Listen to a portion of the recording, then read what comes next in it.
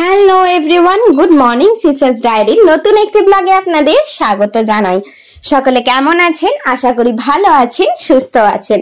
পুজো মোটামুটি প্রায় দোরগোড়ায়। সকলের কার কার শপিং হলো অবশ্যই আমায় কমেন্ট করে জানাতে ভুলবেন না। কিন্তু আমার মোটামুটি হয়ে গিয়েছে, যেহেতু আমি একটু আগের থেকে কেনাকাটা করি।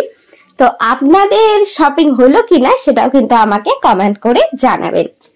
সকাল সকাল উঠে গেছি। উঠেই প্রথম কাজ তো মেয়েটাকে একটু পরিষ্কার পরিচ্ছন্ন করিয়ে দেওয়া। তো উঠে প্রথমে নিজেই বাসি কাপড়টা পাল্টে মেয়ের খাবারটা বসিয়ে দিয়ে মেয়েটাকে ভালো করে পরিষ্কার পরিচ্ছন্ন করিয়ে দিই আগে। তারপরে খাইয়ে দাইয়ে চলে গেছিলাম একটু রান্নায়। একটুখানি করে নিয়েছিলাম ডিমের ঝোল। আজ আমার বাবার জন্যই খালি করেছিলাম। যাই হোক, এই পুজো আসছে এই সময়টাই যেন ভীষণ একটা আনন্দের সময়। আর যেহেতু মহালয়ার পর ঘরদোর কিছু গোছানো যায় না, তাই টুকটাক করে ঘরের যেগুলো ফেলার দরকার সেগুলো টুকটাক ফেলা, পরিষ্কার পরিচ্ছন্ন করা মোটামুটি শুরু করে দিয়েছি।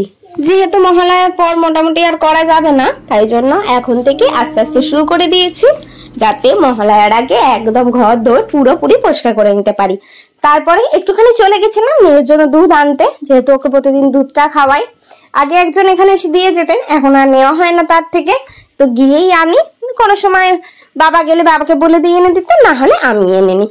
তো এই যে আসেই আগে দুধটা জাল দিয়ে নিলাম। তারপরেই দেখলাম বাড়ির সমস্ত মুদিখানার জিনিসগুলো চলে এসেছে। এক কাকু আমাদের বাড়িতে এসে এগুলো দিয়ে যান। আমার মেয়ে তো এগুলো গোছানোর জন্য খুবই এক্সাইটেড থাকে। এগুলো যেগুলো পারে সেগুলো কৌটে ঢোকায়, আর যেগুলো পারে না সেইগুলো রান্নাঘরে গিয়ে রেখে আসে, যে মা রেখে দেবে।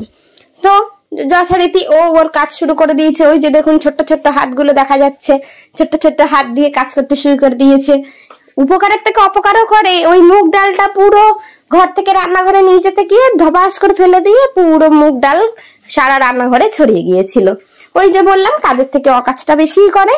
তো ওই তাও আর কি করুক, সেটা তো ভালো, ক্ষতি নেই। ডাল ঠাল সব গুছিয়ে দিয়েছিলাম। তারপরে তাকে বসিয়েছিলাম একটু কালার পেন্সিল দিয়ে লিখতে। সে তো খুব এক্সাইটেড। এই কালার পেন্সিল গুলো আমার ছোটবেলার, আমারই জিনিস, সব গুছিয়ে গুছিয়ে রেখে দিয়েছিলাম। এখন যাই হোক, মেয়ের সময় তো কাটে, মেয়ে এগুলোকে নিয়ে বসে লেখে।